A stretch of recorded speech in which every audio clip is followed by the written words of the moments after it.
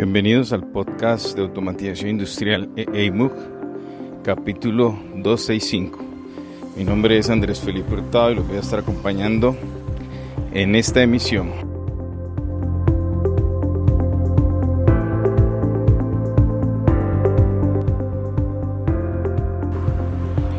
Antes de iniciar con algunos anuncios, veamos qué aprenderemos en el podcast en el día de hoy. Quiero orientar un poco una inquietud que se plantea en algunos escenarios, en las mentorías, también se plantean en los grupos privados en Discord que tenemos con la comunidad, y es precisamente cómo hacer un flujo de trabajo enfocado única y exclusivamente en el manejo de los datos y algunas recomendaciones con plataformas y herramientas. Pero antes de iniciar, los invito a que se pasen por mi página web. Recuerden www.eymuc.co. Podríamos decir que es el Netflix de la automatización industrial y de la industria 4.0. Ahí van a tener muchos recursos, van a tener comunidad, van a tener formación para alcanzar habilidades enfocadas en tecnologías habilitadoras de la industria 4.0. Y el podcast, contarles que se desarrolla en exteriores mientras hago un desplazamiento caminando en el sector de Pance, en Cali, Colombia, el sur de la ciudad. Entonces así es que desarrollamos este contenido y plasmamos algunas reflexiones. Por eso la ambientación y los vehículos, los pajaritos y todo lo demás que nos acompaña cada lunes. Y comencemos entonces con el show. Comencemos entonces con nuestra temática el día de hoy. En la comunidad privada que tenemos en Discord, siempre hay un ejercicio, y es el recuerdo importante, que es trabajar alrededor de las implementaciones enfocadas en los datos. Y es un reto porque muchas de las personas que están en esta comunidad, la gran mayoría, son o ingenieros, tecnólogos, técnicos que tienen bastante experiencia en el sector de industria. Y bueno, y nosotros, porque me incluyo ahí, que vengo del sector de la industria, estamos acostumbrados a trabajar con el hardware y venimos con un enfoque 100% alineado con el control, las variables de proceso, controlarlas, utilizar las tecnologías programadas para poder mantener esas variables. Entonces ese enfoque es muy distinto al que debemos tener en esta nueva era, llamémoslo así, una era basada única y exclusivamente en explotar los datos y la información. Pero recuerden, yo tengo una posición allí, y es no usar las nuevas tecnologías para hacer control. Eso sí es importante, lo menciono en muchos escenarios, siempre me lo preguntan, porque finalmente el control debe estar en las tecnologías que ya lo hacen muy bien en nuestro sector. Por ejemplo, el control lo tiene que seguir trabajando, seguir haciendo los controladores lógicos programables, por sus siglas en inglés PLC, los variadores, en otros entornos se llama controladores solamente, que están enfocados en correr algunas técnicas o modelos de control continuo. Bueno, esas tecnologías deben continuar en nuestro entorno haciendo la labor de control. Pero ahí se va a generar unos datos. ¿Cuáles datos? Los datos provenientes de las variables del proceso, los datos provenientes precisamente del mismo desempeño de los actuadores, el tiempo en que están esos actuadores trabajando, los datos provenientes o relacionados con los mensajes, alarmas propias del control. Esa información es súper valiosa y podemos explotarla, podemos seguir trabajando con ella, y ahí es donde, por decirlo así, se construye la base de toda esta arquitectura. Ahí están los datos, esos son los famosos datos. Bueno, ¿y cuál es el tema?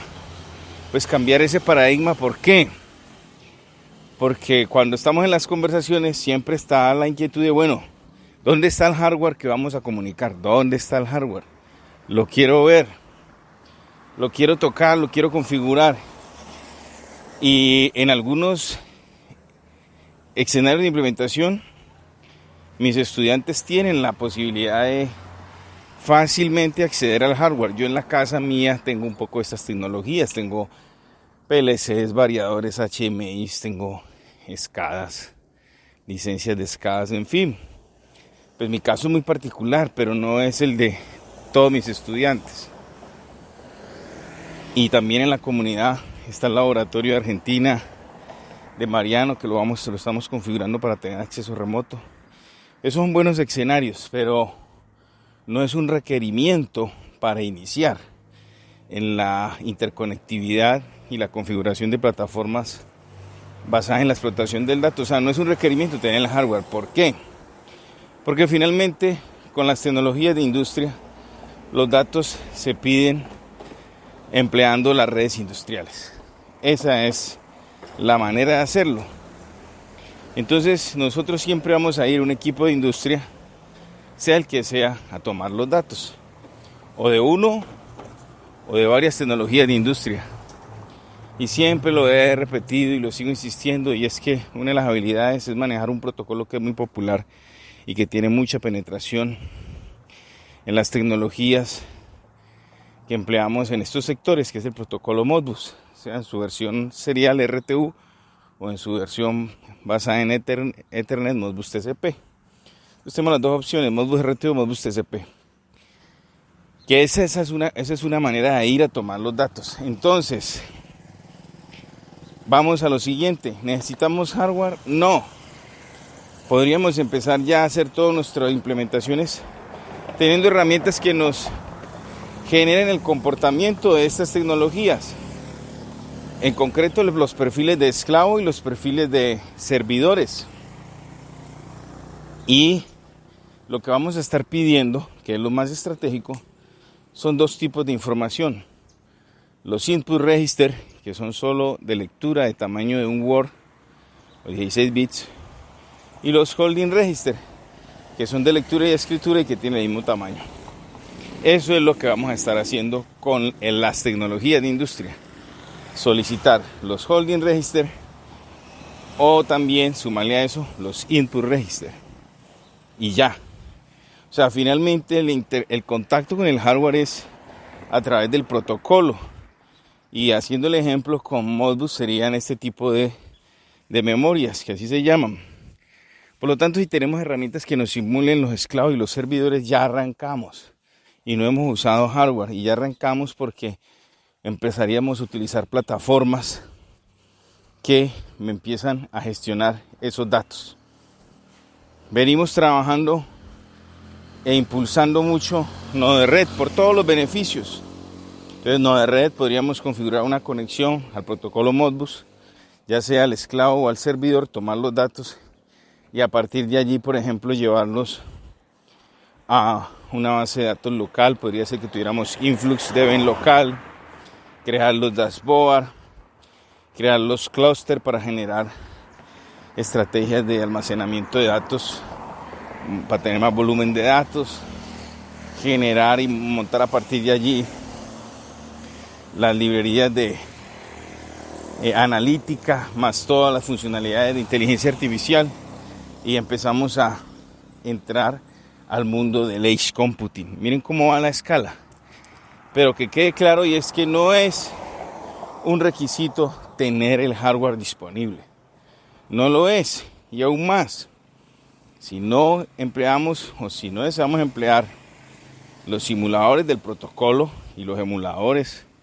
cualquiera de las dos opciones, emuladores de alguna tecnología o simuladores de protocolo, podríamos emplear APIs públicas que tienen las variables para seguir el camino del entrenamiento. Y las APIs están en internet y ahí sí hay una posibilidad de acceder a datos y se monta todo el resto de implementación. ¿Y esto qué le genera? Que las personas trabajan su habilidad 100% enfocado en la explotación del dato. Miren que ahí el hardware está pasando a un segundo plano. Esa conversación la tenemos continuamente y a veces es duro que se entienda el enfoque, porque lo entiende, o sea, es duro en el sentido de que venimos acostumbrados a trabajar siempre con hardware. Entonces ese paradigma vamos a empezar a cambiarlo y ver alternativas que se tienen, que son gratuitas, que están disponibles, en donde tengamos la disponibilidad de ir a tomar variables, de ir a tomar los datos. Esa es como la reflexión el día de hoy, y seguimos impulsando varias cosas. Nodo de red, la posibilidad de tener computación en el borde a través de nodo de red, y también sumarle que si generamos esa especialización, los flujos que van a correr en esta plataforma pues se pueden vender.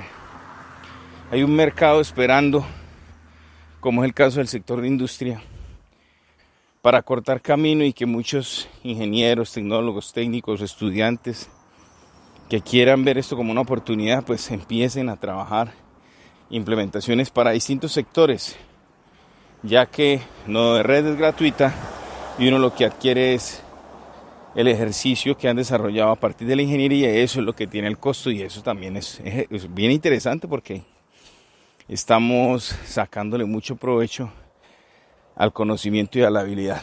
Por eso he decidido separar un curso que estaba metido en mi membresía, pero lo he separado, y es el curso introductorio de nodo de red.